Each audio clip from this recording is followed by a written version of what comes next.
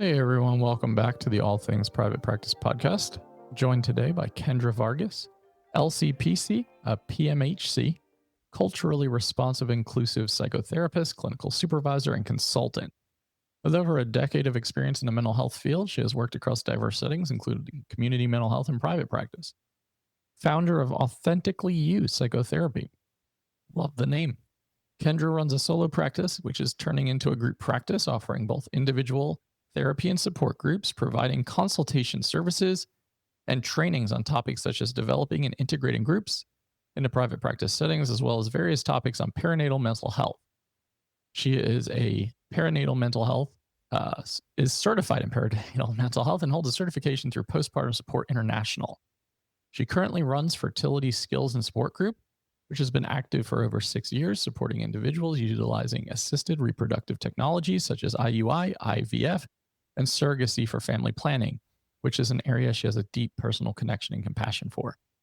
Additionally, she facilitates a pregnancy after infertility group to help those navigating pregnancy after a challenging fertility journey.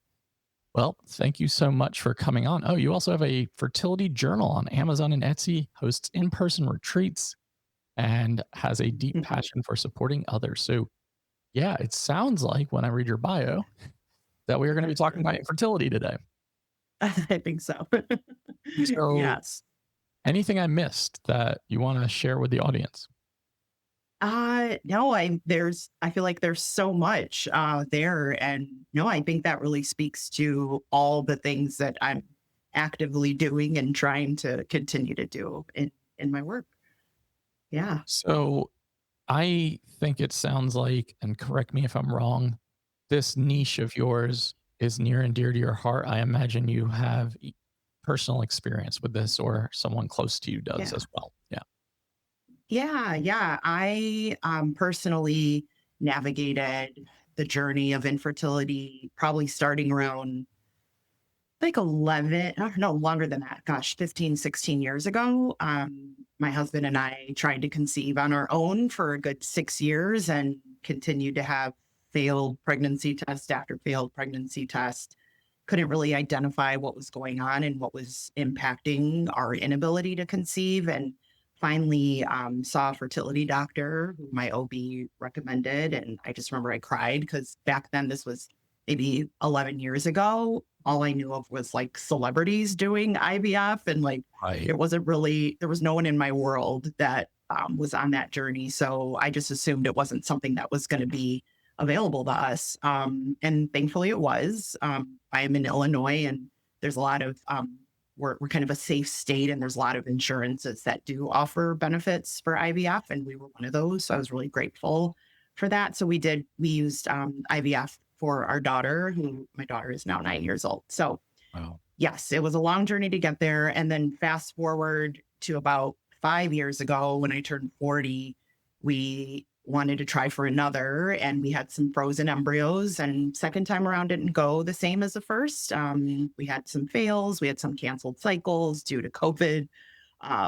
And we kind of, which is a lot of the focus of the work I work with individuals, is that we decided to end the journey and kind of figure out what do we do with these embryos and what is life going to be with just one versus this Sure. idea of two that we had. So yeah, that journey led me through the years to shift my focus from the child adolescent population to infertility and also pregnancy, postpartum. But I'd say within that niche, definitely infertility. Yeah. Thank you so much for sharing that. I imagine it's been a vulnerable, grief-ridden journey along the way, and there's probably been a lot of obstacles that you've had to overcome. When you were going through this 11 years ago, it sounds like it was a quite lonely experience. If there wasn't a lot of um, models aside from actors and celebrities out there who were on this same journey. Yeah.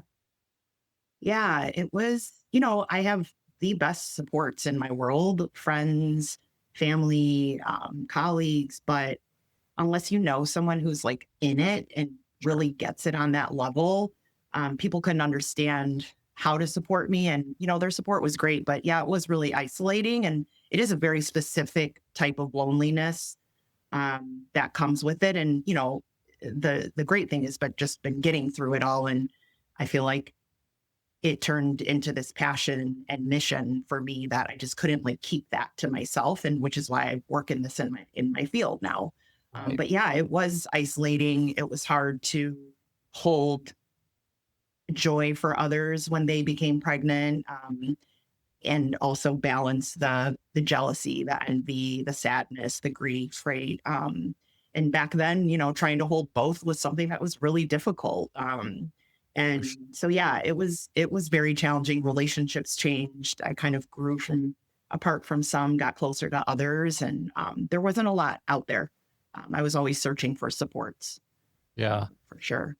And I always, I admire when people use their own pain and experiences and areas of struggle to then build into how they want to help others that are going through similar journeys so that they don't have to go alone or feel like they're the only person that's experiencing something. I think that's always very powerful and very humanizing.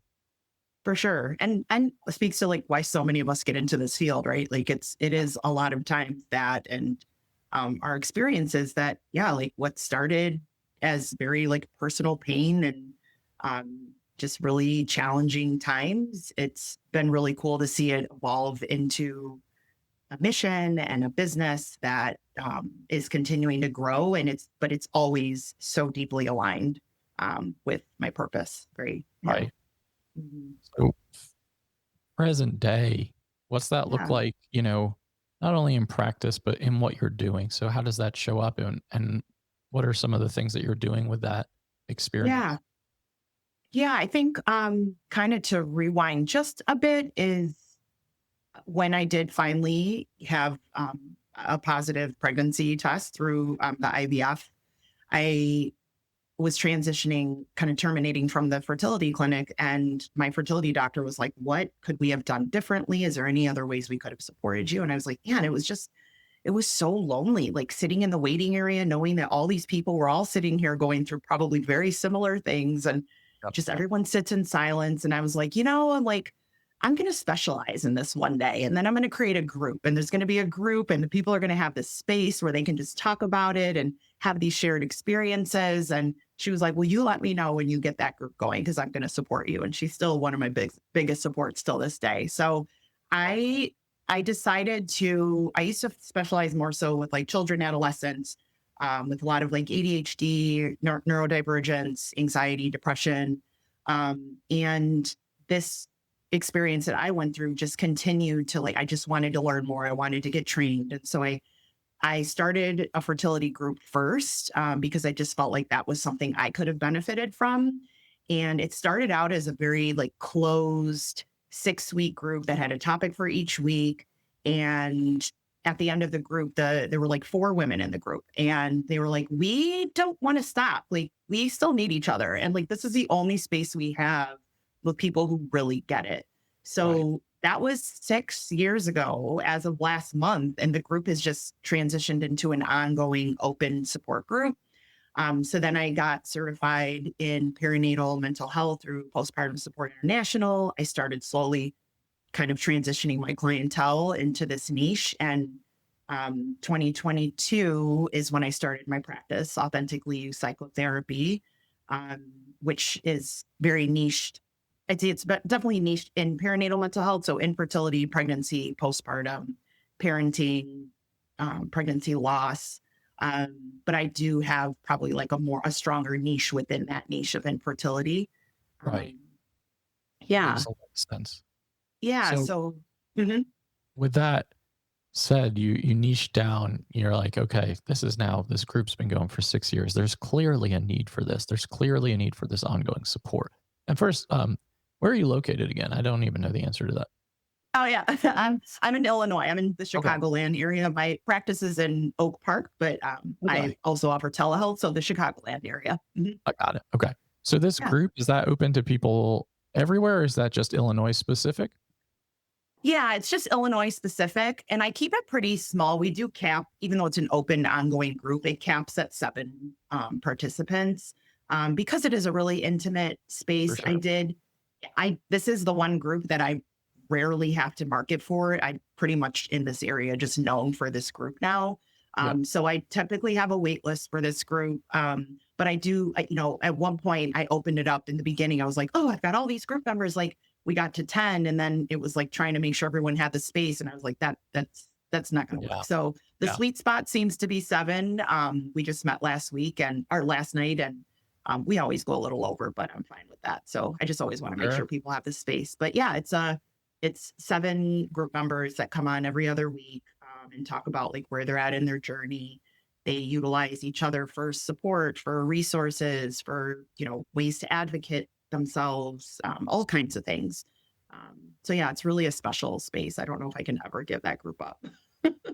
Yeah, it sounds really powerful. And for those of you listening, I think so often, right? If we are earlier on in our journeys and we don't really know who we are as therapists or helpers or entrepreneurs, it's harder to conceptualize like, how do I niche down like this and really get specific? And I think so often, like I've said before, that our niches are often versions of ourselves. And it's Yeah, not necessarily always about all of the training and letters after your name. I think it's what you bring to the table in terms of your own experiences and how you hold space for other people so that they don't feel so alone. totally. Said that very well. I agree. I actually so I just, as of last week, I'm officially a group practice. I hired my first employee, which is Congrats. crazy. Thank you. But over time, I've been asking my group members because I know at some point I'm probably going to have to either transition this group to someone else Right. and so I'll ask them, as I often do, just for feedback and ideas and just to kind of check in with them. I'm like, what is it that feels good about like who your group facilitator is? Like, what are you looking for? And they're like, well, like lived experience, like the fact that you've been through it. And I was like, well, yeah, but like, what about like the training and the certifications? I'm like, I mean, yeah, sure, but like, you get it because you've been through it. I'm like, shit. So now, like, I gotta put that in my marketing, I guess. I don't know, but You do. it is, yeah, yeah. I was like, oh my gosh, that's really interesting to hear. Every single person was like, we love that you shared that you've been through it, and we know we don't have to explain certain things to you. We know you get it. Yep.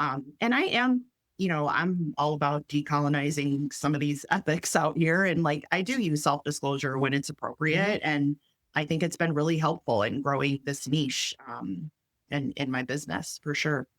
I think it's 100% helpful. And I would argue that until the day I die or my Yeah. license got taken away, because I think like, I think accessibility, and I've said this a million times, is relatable. Yeah. Or sorry, let me restart. I think relatability is accessibility. And I think that for people who are struggling with very specific experiences, instead of just going to someone who is more of a generalist who can openly say, I get it, it helps bring that barrier down. It helps bring that vulnerability down. It helps create a sense of trust before they even meet you because it's like, I don't have to go and explain everything. I don't have to go in thinking I'm going to feel missed, attuned, Right. misunderstood, told that I'm, blowing this out of proportion or that it's too much.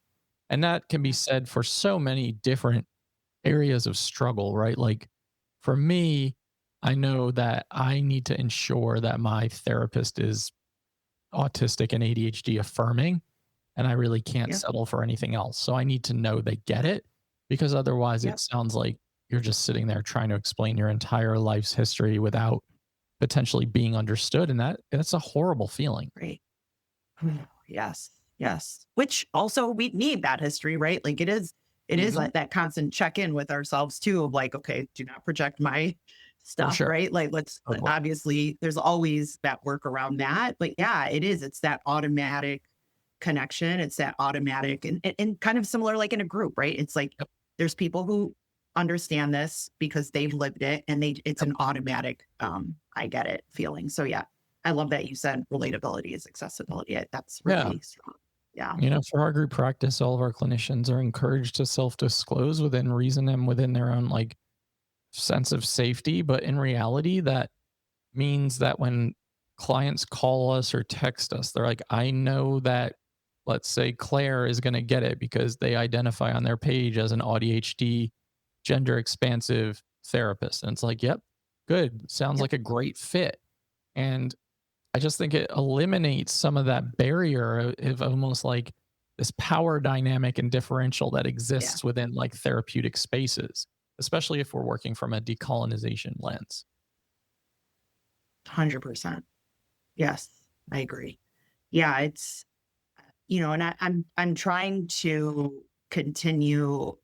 One of the things is part of ADHD, right? I get all these ideas and I want to grow in all these different ways and Yep. get them all out there. I created the journal because that was also something. It's called Fertility and Beyond. And that one, um, I wanted to make sure people had the space to work through and process whatever's coming up while they're considering using an assisted reproductive technology, while they're in it, while they're making choices of which direction to go, how they're Right. navigating supports, how they're taking care of themselves.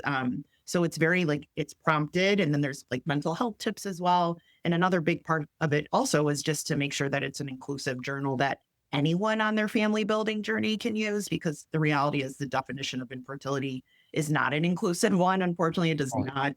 It centers very much cisgender heterosexual couples and yeah. doesn't leave room for single parents by choice, LGBTQIA plus, like, and Right. so that was something that was really important to me too. So I'm constantly trying to find ways, looking back at my experience, and then obviously the work that I do with my clients, really listening to what their needs are. And again, that's my brain of like, ooh, I can create that. What can I do with that? Right. So the journal's been that.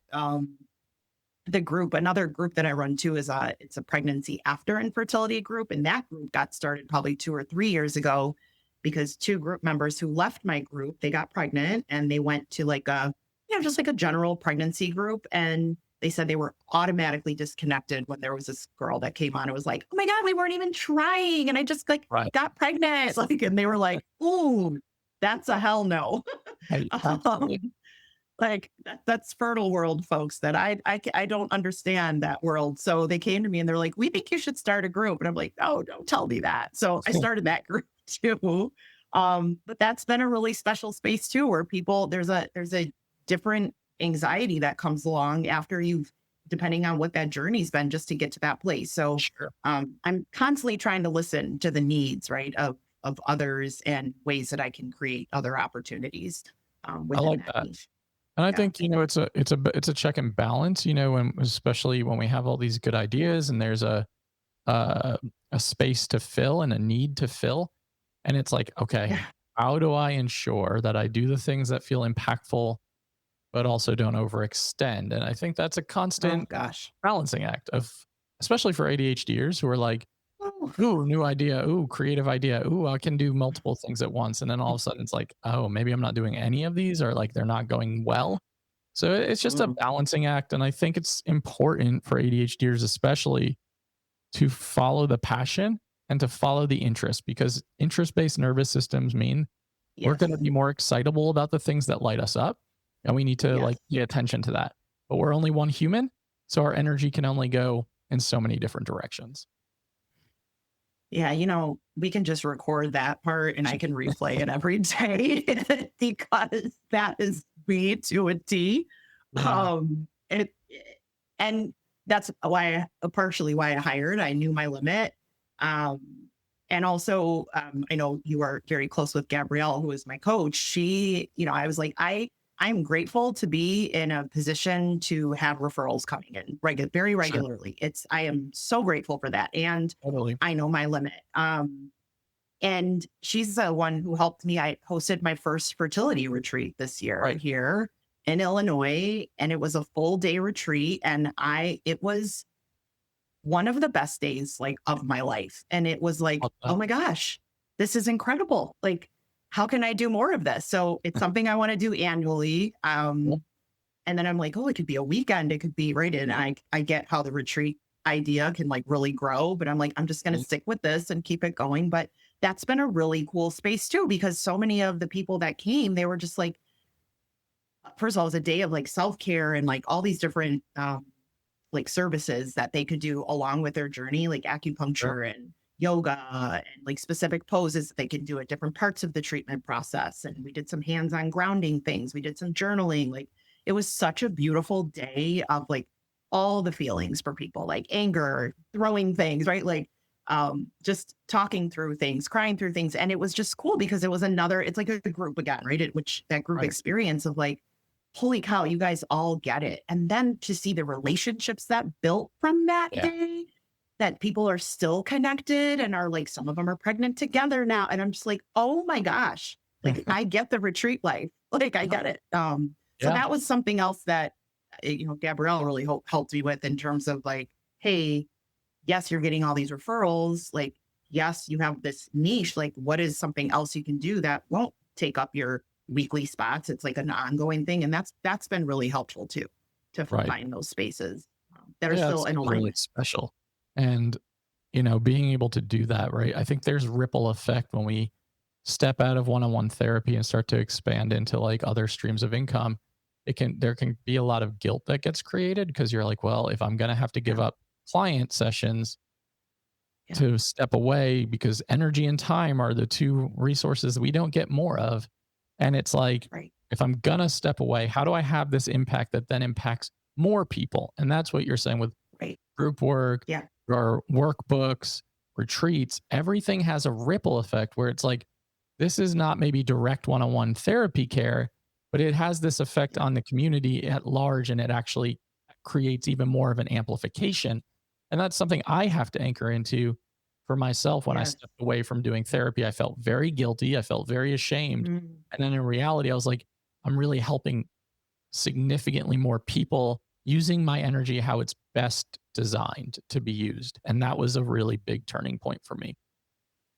Yeah. Yeah. I think I can relate to that for sure. That was a moment, processing after that retreat and just kind of using the journal I created for journaling sessions and like seeing it all being used in this beautiful way where everyone's just leaning on each other. And it was really cool to process all of that afterwards. And all of that clicked where it was like, this Right. is how I show up best. Yep. This is how I continue to align with my mission, my values, my passion, my purpose in these ways that don't have to be direct one-on-one. Yeah. And it's just been really cool. I'm definitely on my journey of still figuring a lot of it out. For sure. But I think there's a lot that has been figured out that feels really good too. I love Yeah. that. Yeah. And I think that will change in iterations of career. It evolves over time. And whatever this season of career looks like may not look like the next season and the next season. And that there are different iterations, especially for those of us who are more entrepreneurial. Because for Yeah. me, my biggest fear is doing the same thing over and over and over again for the rest of my Mm. life and feeling stuck and stagnant. And that I cannot tolerate. So No. honoring what my system needs and acknowledging that what it needs is very different than what someone else's might need. Someone might need more like security, safety, consistency. And I am Right. definitely going to take more risks and probably push myself out of my comfort zone more often. Yeah. And it's cool when you find the people, right? Like even just being on this podcast and like the people that I've met along the way that is I'm so in alignment with that and to find those people and to just lean into those supports and build those relationships is just like that's my favorite part of all this. And Yeah. I just think that's really cool when you do find people that are aligned in that and get it and help, like you talked about earlier, kind of limiting that ability to jump into some of that guilt of like, oh, maybe I should, am I doing the right thing? Or, oh, I'm not seeing clients. This is what we're trained to do, right? Like this is all that I've known. And so it's really cool to be surrounded by that community too. 100%. Couldn't say it better. Well, Kendra, it's been a great time having you on here and getting to know you and sharing some of your stories. Yeah. So please share with the audience where they can find what you're doing. And we'll link that in the show notes for everybody too, so that you all have easy access to Kendra's links and information. Yeah, yeah. So I'm probably most active on my Instagram for Authentically You Psychotherapy, my practice. The Instagram name is AU Psychotherapy, so AYOU Psychotherapy. Um, the website, which is in the process. So hubby is web developer, web designer as well. So, and we have lots of busy things in our day to day. So that's in the process of being updated, but that website is aypsych.com.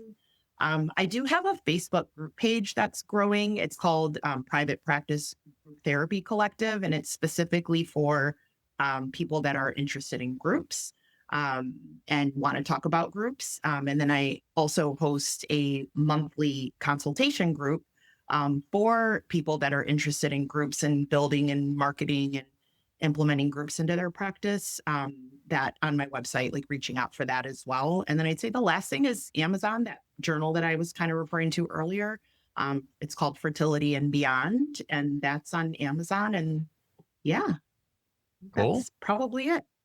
Well, Yeah. we will link all of that information so that you all have access to everything that Kendra just listed.